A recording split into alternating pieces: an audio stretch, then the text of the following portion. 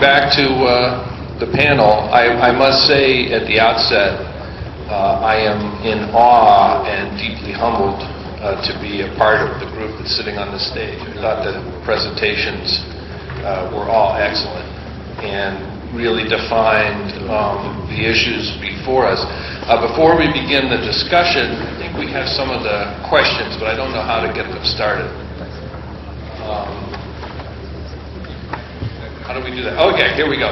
So I think for the purposes of this, all of the participants here submitted a number of questions for you, and rather than take them one at a time, we're going to do all 6 at once.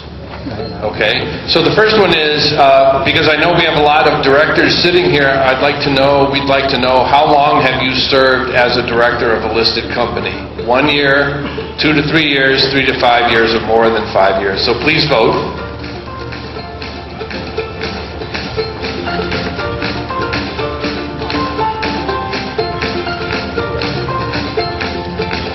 Oh, I can't.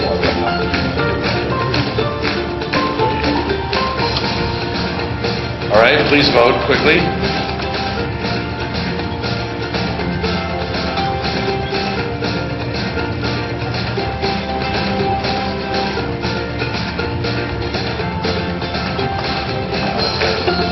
And the answer is, okay, 36% 1 year, 18% 2 to 3 years, and so forth.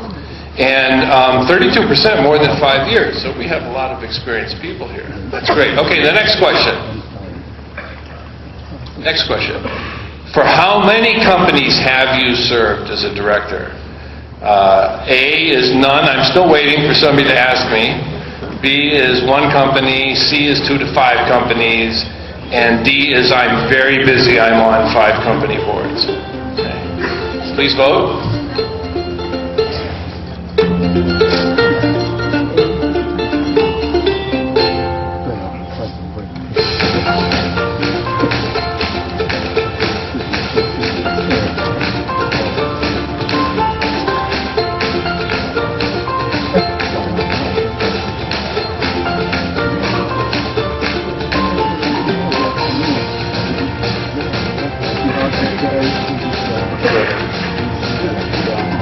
See the answer?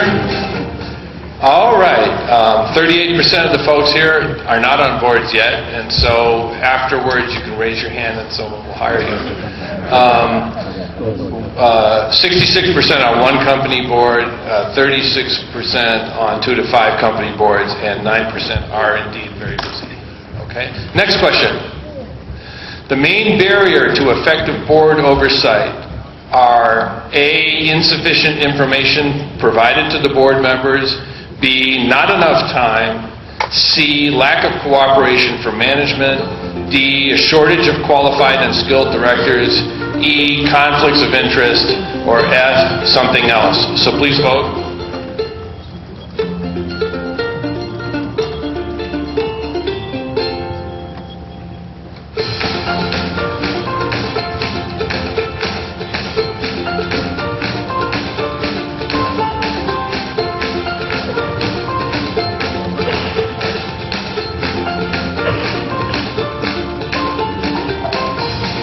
Okay, let's see the answer. A, the big winner. 56% of you say insufficient information provided to board members. And C, this is pretty scary actually. C is 42% say lack of cooperation from management. Oh, 42 people. Are those percentages of people? It's people. I'm sorry, it's not percentages. My math is not good enough to do the calculation.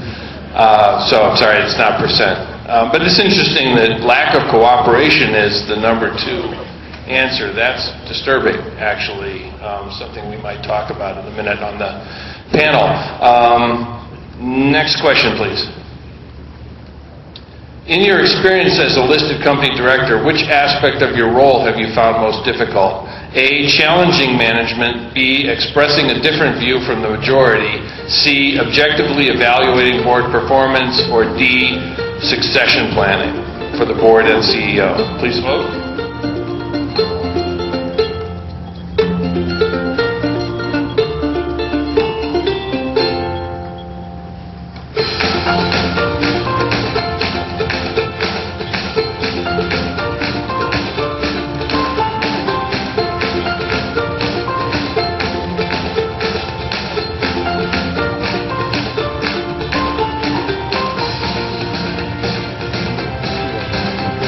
Okay, let's see the answer.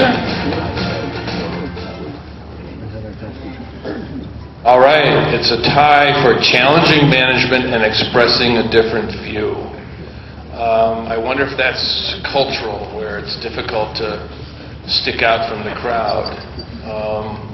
All right, thank you. Question 5. In Taiwan, compensation of independent directors is A, too low to attract the best people, B, too high so everyone is complacent, C, just right, or D, it doesn't matter how much you pay me, the risk is too high. Please vote.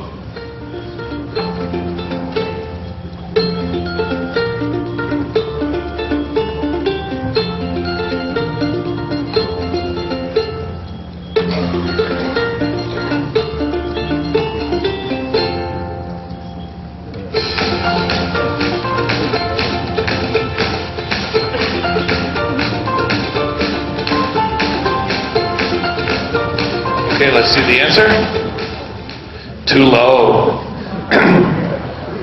Since we know there are many directors in the audience, there's probably some selection bias in here, because if you vote too low, then you get your pay raised, right? But it's interesting, again, that the 56 people thought the risk is just too high. And that's something that perhaps we'll talk about in the panel. And the last question, question 6. Does your company have a policy where employees can report concerns or compliance lapses, typically referred to as a whistleblower policy? A, we have a policy. B, we have a policy, but it's not clear how to implement it. C, we have a similar policy, but we call it something else. D, we have no such policy, but we plan to introduce one. E, we have no such policy, and we don't plan to introduce one. And F, we have a robust policy, and the board is kept well informed as to the number and types of concerns. Please vote.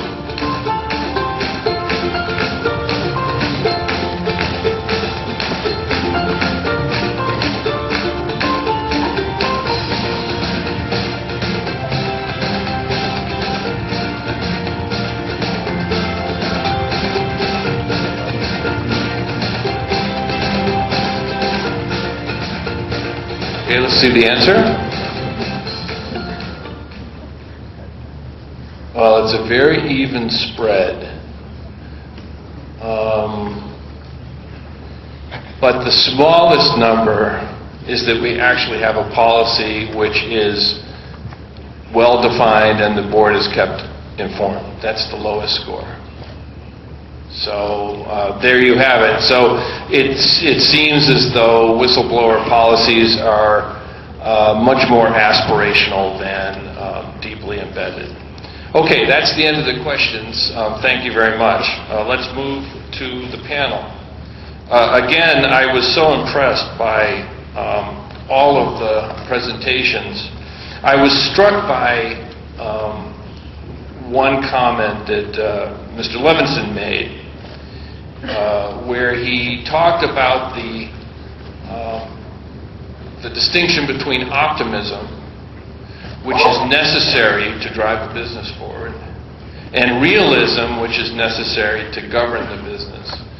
And just reflecting on my own experience on boards, one of the things that the board does need to do is be a bit of a cheerleader for management, to endorse what management is doing and provide emotional support coming through difficult times in order to drive the business forward. And my take on Mr. Levinson's point is, if that emotional support and optimism falls into being blind to problems, then you have a real issue.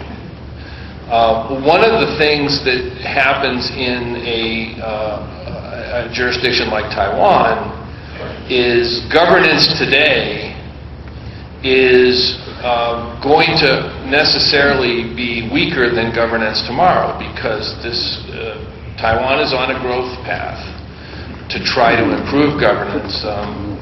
Mr. Chen is vice chairman of the Corporate Governance Association, and many times the remarks were made that The governance still has a long ways to go.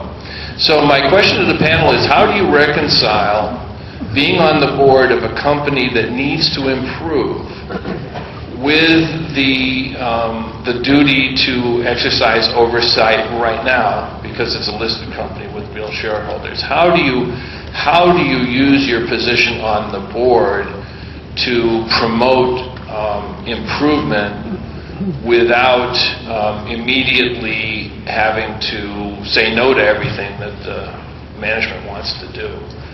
Gillian, would you like to start? I think that the important thing is to focus on a couple of really important issues and get those nailed. The last slide was one I put in. I think everybody thinks that there's an easy process for employees to report concerns, and actually there rarely is a clear and open channel of communication. So that would be a good one to do, because in that process you can also get ideas for business improvement. So it's not just about concerns, it's something that can help the business, and it helps to establish that two-way communication. And then just the other one I would suggest is to focus on succession planning, and those two things would add enormous value.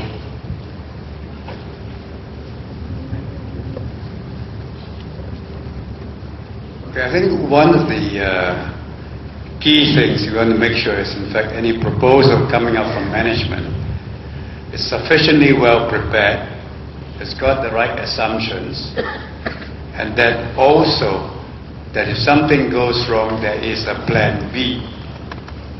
But how big that investment is going to be, it's going to depend very much on the size of the company, the stage, financial position it is in, and also the company's risk appetite.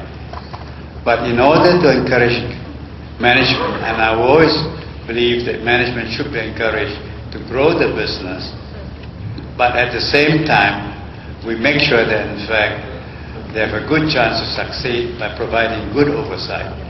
But we also need to provide an environment where if things go wrong, there is a sense of forgiveness.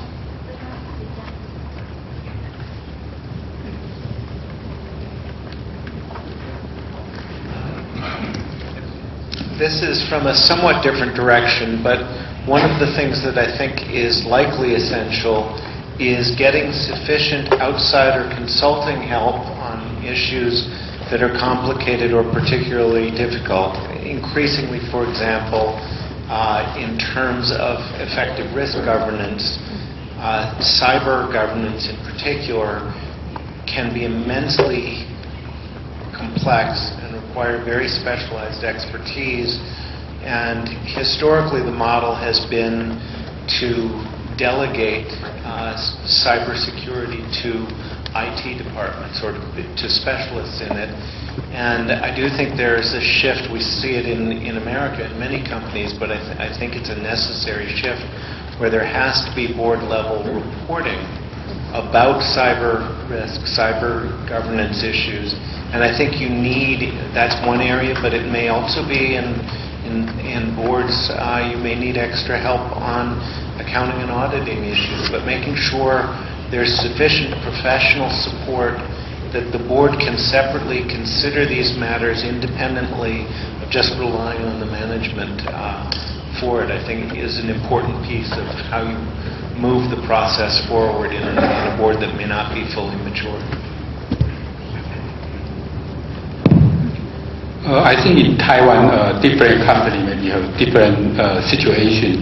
So for the past year, I think the regulation and all more focus on the oversight or monitoring role for the director. I think in the future we may more focus on how to value creation for the company. So, for example, we should more focus on risk area of the company. For example, as mentioned, cyber risk for some company, maybe some company for they develop for fintech. So innovation risk is very important. So different companies, different situation. So the board should focus on the key area, important issue for the future development. Thank you. Okay, Clark, you can keep the microphone because I'm pretty sure this question, I'm going to take a question from the audience, and so I'll ask you to answer it first and then we'll open it to volunteers because I'm pretty sure this was in your presentation. The question says, to carefully select the company, what they're saying is, as a director, you also need to select the company that you're willing to be a director for. So they say, to carefully select the company and the owner, what kinds of criteria do you suggest the director should look at? Okay, I think the top priority is to select the right company. For the right company, I think the company should be right, the owner should be right. They should have the integrity is very important, and also they fully understand what corporate governance will implement in the company. For example, for some company, they have why they have an independent director. That's because they want to go to IPO, go listing.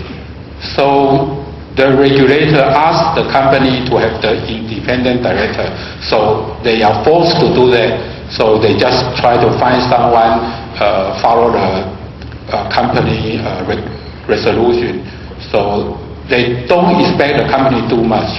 So from the risk point, find the right person, right company, and the right owner. And how to do that?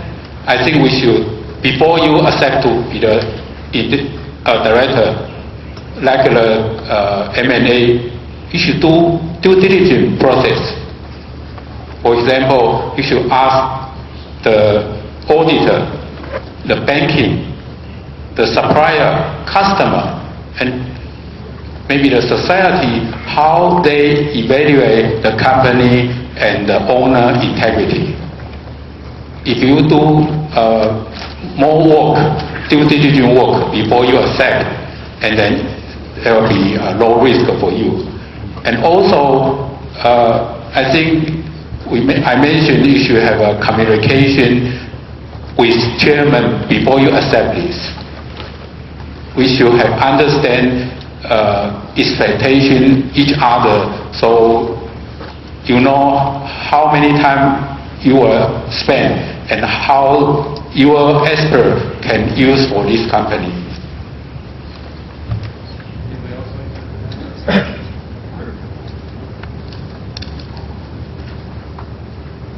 I think Clark has mentioned most of the things already. And here, this is where you say reputation is very important. But you can certainly talk to the auditors, talk to the other people who are the other people on the board. But the one thing I would do, have a conversation with the chairman and the controlling shareholder as to what their expectations are, what's the vision, and talk and discuss about governance that they have in the company, so that you have some idea as to what to expect and whether what you expect is something you can be comfortable with. If you're uncomfortable, I would not take that on. Thank you. I might add too, just picking up on things that other folks have said, that as much as the company should select directors for what they can contribute, either domain knowledge or something, it also is important as a potential director to ask the question, what can I contribute to this company? Because if there's nothing I can contribute and they want me, then the case that Chairman Chen mentions, that they just want my body because they have to fulfill an IPO requirement, then that's a good chance that that's why they're approaching me. If you can really contribute, if you have domain expertise in the industry, there's a much better chance that you can contribute in a meaningful way.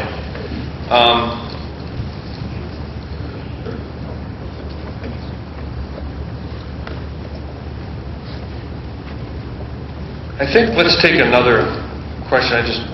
I'm conscious of the fact I promised people that we would get out of here on time, and I don't want to shortchange the audience question. So let's take another audience question. And this is drilling down on audit committees and preparation for directors to be on audit committees. The question reads, in light of the functions of the audit committee, what kinds of training programs do you recommend that independent directors without accounting and financial expertise should take part in so as to be able to discharge the director's responsibilities? And a good background for that is that in many jurisdictions, audit committees are composed mostly or completely of independent directors. So unless all independent directors are accountants, the independent directors do need some grounding in. What kinds of training would be appropriate? Jillian? I'm going to add a corollary to that, which is audit committees don't fail on the papers put in front of them. Audit committees fail because of what's not in the audit papers.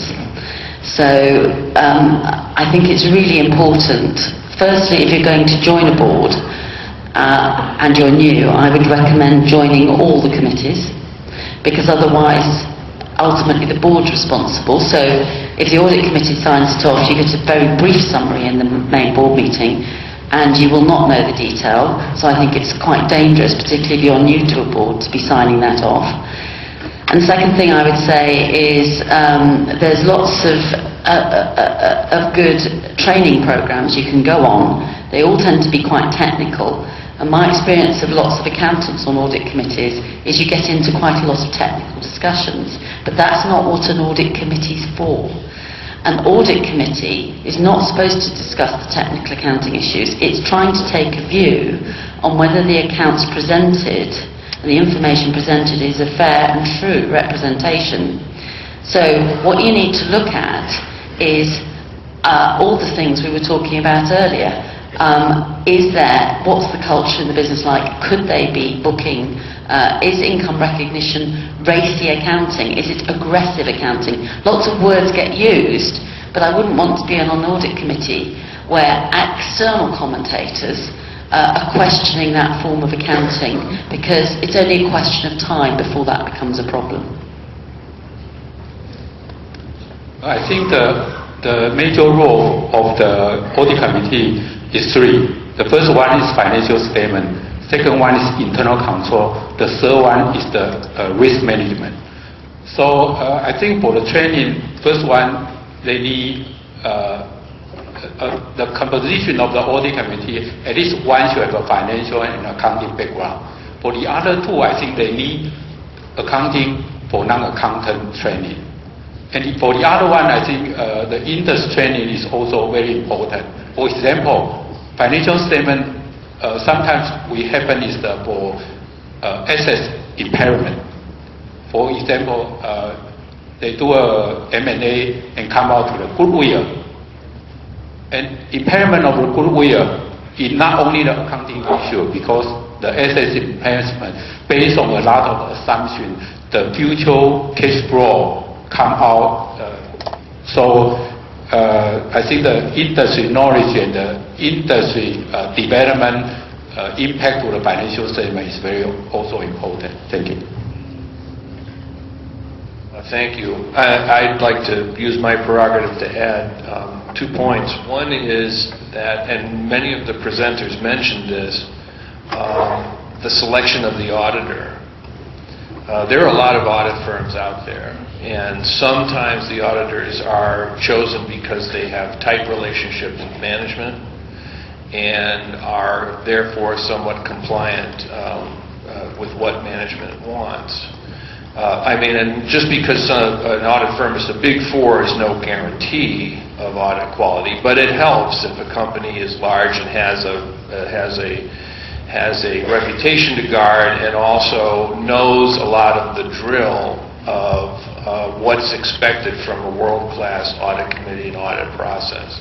So selection of the auditor and making a judgment of whether or not, and that requires that the audit committee have meetings with the auditor that take place, as someone mentioned, as part of the planning process before you're actually presented with a finished set of accounts. If the first time you meet the auditor is when you get the final accounts, it's going to be way too late to make any judgment about the quality of the process. The other thing I would say is that the industry that you're dealing with makes a big difference. If you're in an industry that has complex billing processes or return policies or long channels, then revenue recognition is something that you want to spend extra time on. If you have an industry that has a very asset-heavy balance sheet with lots of issues around valuation, then you want to spend more time on asset valuation. I mean, banks, as an example, the quality of assets becomes very important because a little change in asset quality can make a huge difference on the income statement. So where the audit committee spends its time is not only a function of accounting, but also an understanding of the business. We're getting just great questions from the audience, so I'm going to ignore everything that we had and just go with the audience questions. So here's one. This one's too philosophical. It's for Paul, but I'm going to save it. But these were all really good. No, I'm going to, Paul, I'll do yours, okay? This person says, I agree with what you said that directors are human beings. I think we'll all accept that. And by nature, avoid making big decisions and admitting their wrongdoings.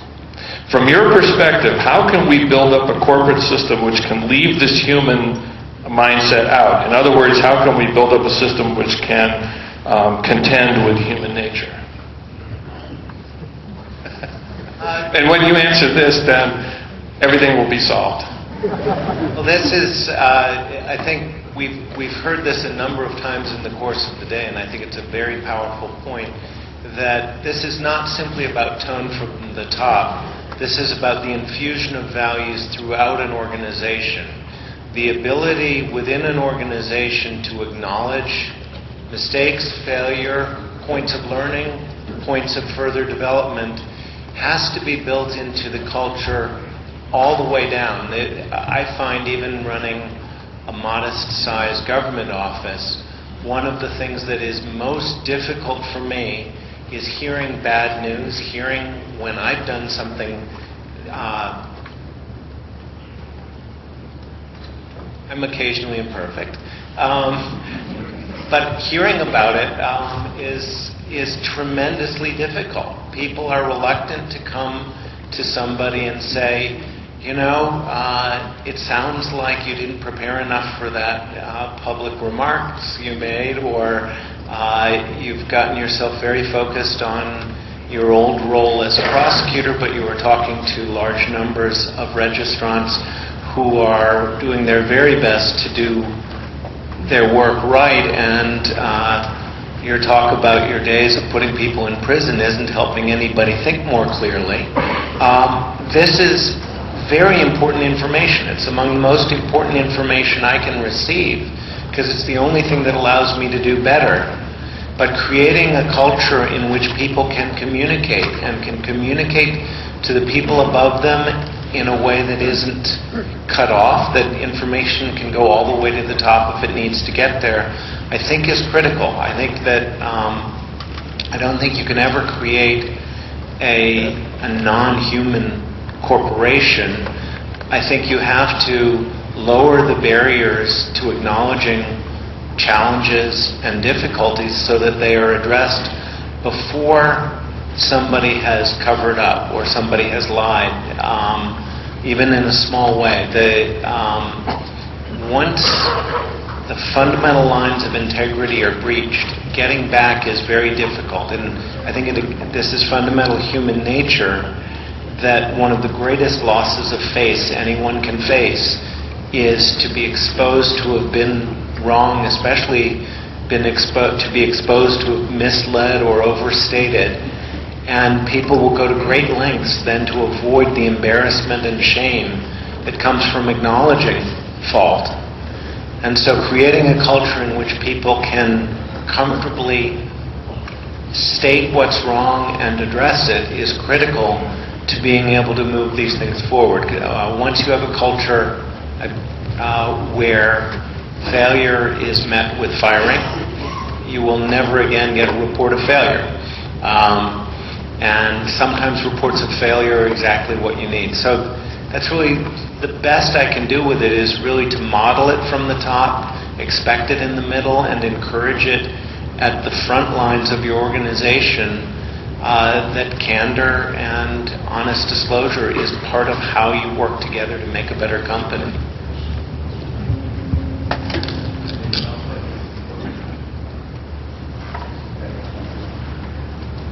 This one, I can feel the pain in this question. I'm serious. This question is signed by Mr. Independent Director. His organization is listed company. And his question is, how would you deal with the following situation? Your advice? Thank you. In a board meeting, the chairman says, you don't have to bear legal liability for the investment, Mr. Independent Director, so please shut up. Any hints? I will share an observation. One of my closest professional colleagues for many years was an internal auditor at a large bank that failed in spectacular and awful fashion. And he described early on the point at which he realized that the senior vice president and the CEO were involved in misstating the value of assets and non-performing loans. And he called up his mentor from his prior job and said, what do I do? And the advice he got was, start screaming, do not stop screaming, and keep on screaming. In other words, he went straight to the board of two of the people he used to work with went to prison. He went on to become a highly respected auditor and worked with me in fraud fighting for many years. So in a terrible situation, if there is real right or wrong, you have to either speak up or leave. I mean, there are times when you don't have the power to make any other choices. Having been in a few interesting situations myself, they don't improve with an audience. So it's best to go and have a meeting face-to-face and be really calm and clear about the fact that you need to put some facts straight, and then you need to say how it's going to be going forward, and if you can't agree on that, then you have to resign and make your reasons clear. Depending on the situation, you might want to do that discreetly because it's clearly an attitude issue, and it's not going to be a very happy experience, and it's not going to end well either. I think basically reputation is extremely important. If you sit on a board where you're not allowed to have your say, then it's likely to be a board that will do a lot of things without your even knowing about it. Then my advice is get off that board.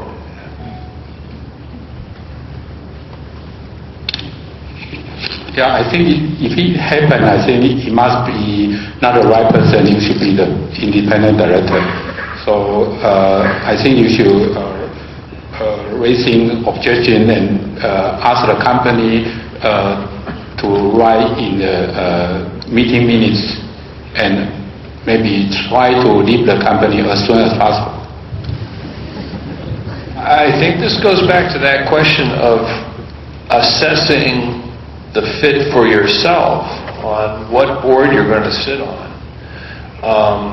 If you believe that your ideas, your cajoling, your efforts, your presence in the boardroom, your votes for or against each of the things that you can do, if you believe that you're going to help that company improve, then that's a good reason to stay. If you believe that you're being listened to, then that's worthwhile. This situation sounds like if you said, if I knew this was the way they were going to treat me, I would not have accepted that board position. Then that's very difficult. And that sounds like it doesn't seem very much point to sit in the boardroom and vote against every proposal for the next 3 years. So if that's the way it's going to be, it sounds to me, I'm not sure if we're offering valuable advice or not, but it sounds to me like that's not a good fit, that the chairman does not genuinely value the independent director's input. And therefore, I think the screaming's a good idea. I think the private meeting, I agree not to scratch everyone's face in public, but to sit down with the chairman and say, immediately after this happens, and say, that's just not acceptable. If I can't raise my concerns in a board meeting in a productive and constructive way, I can no longer remain on this board because I'm not fulfilling there's no value to me or to the company. Now, we were told that if we really desperately wanted to, we could go until 5 o'clock. Is everybody willing to stay for one more question? Yes? No? Okay.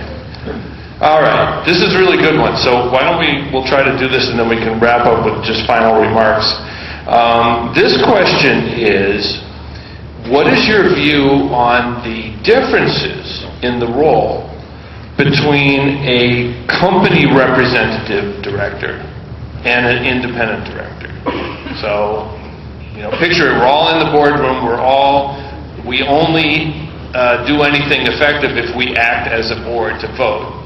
And yet our positions are very different. The position of the shareholder representative is very different, or the inside director is very different from the independent director. So how do those differences express themselves at the board? Jillian? I think it's important that the independent director brings the voice of the people who aren't in the room, and those people are really important stakeholders. So those people I would perceive as customers and colleagues and other employees. I think it's really important that independent directors understand the business in the round and bring those voices to the table, the stakeholders that are not in that boardroom, and that is absolutely a role of an independent director. Answer. Anybody else? John? Are you referring to an executive director, or are you referring to... Well, the word was corporate representative, so I think you could think of it as a shareholder rep or an insider, yeah. Yeah, I think basically corporate representative, once it gets on the board, has the same fiduciary duty to act in the best interest of the company. And that's the primary role he has to play. The fact that it represents some shareholders has to take a secondary position. It's probably there to protect the interest, but only in protecting the interest. It does not prejudice the interest of the company. I've no doubt about it. Once you're in a boardroom, your main fiduciary responsibility is to the company and to all shareholders. Maybe this is a provocative question, but Chairman Chen, do you think in Taiwan, do you think the representatives of shareholders who sit on boards, do you think that they act in the way that Mr. Lin just described? Do they forget their role as a shareholder representative and put the company as a whole at the first priority? I think it depends. Different company have a different situation. I agree.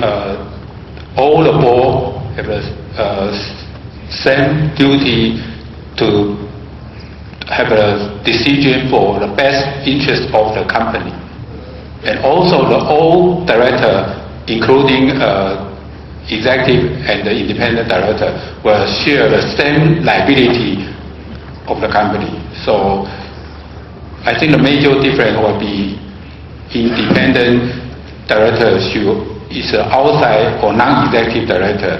They can come out from outside and provide a lot of the different view for executive team for reference, and then do the best monitoring, or also do the best decision for the company.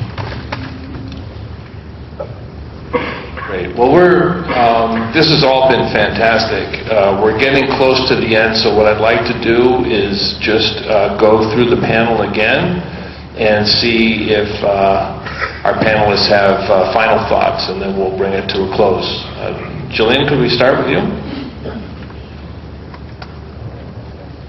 I'll just leave you with the thought that two things to me are really important. If you have an organisation where people are listened to, where their ideas are valued, then you'll get the right sort of people being promoted, and really good succession planning that brings diversity will bring enormous long-term value to the organisation, and it'll make it a much happier and more content place for you and your colleagues to work.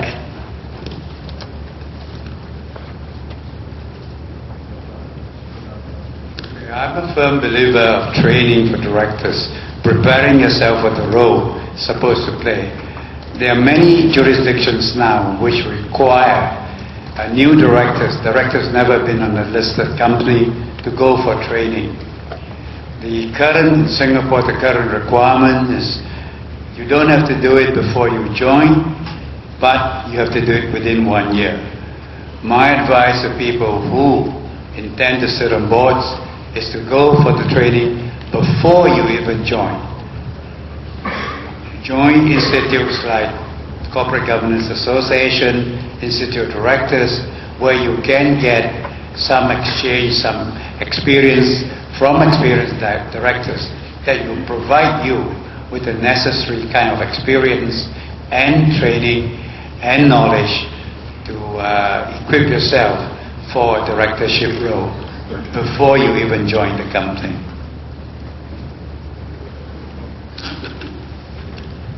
I'll briefly illustrate what is a comfortable setting for discussion.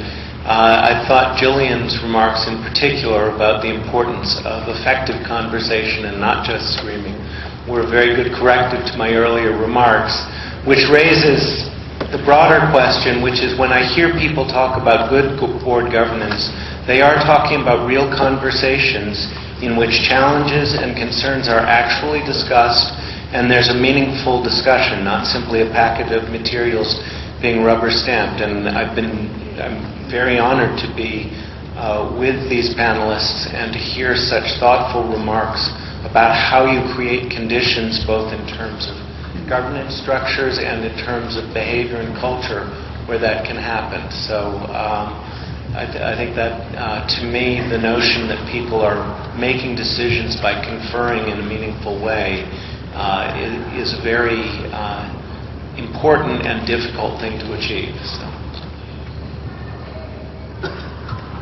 I think in Taiwan, mentioned in this morning, corporate government development is for all listed companies have already have an independent director. The form is there. We should go to the substance in the future. And in some cases, happened in the past 2 or 3 years, the independent director liability will be mentioned many times and more seriously. So director is a high-risk job. So for all directors should carefully select a company and owner. I think it's the most important things. Okay. This has been a tremendous experience for me. I've learned a lot from my fellow panelists today.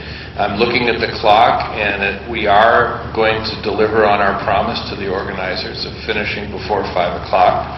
I would just say one final word to the folks in the audience, as so many of you are serving as directors, and we should remember that these listed companies are normally the largest enterprises in the economy of each country.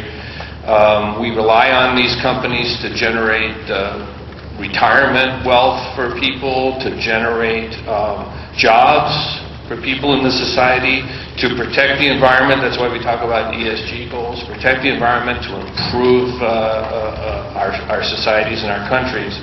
And as someone on our panel said, the directors are the apex organization leading these enterprises.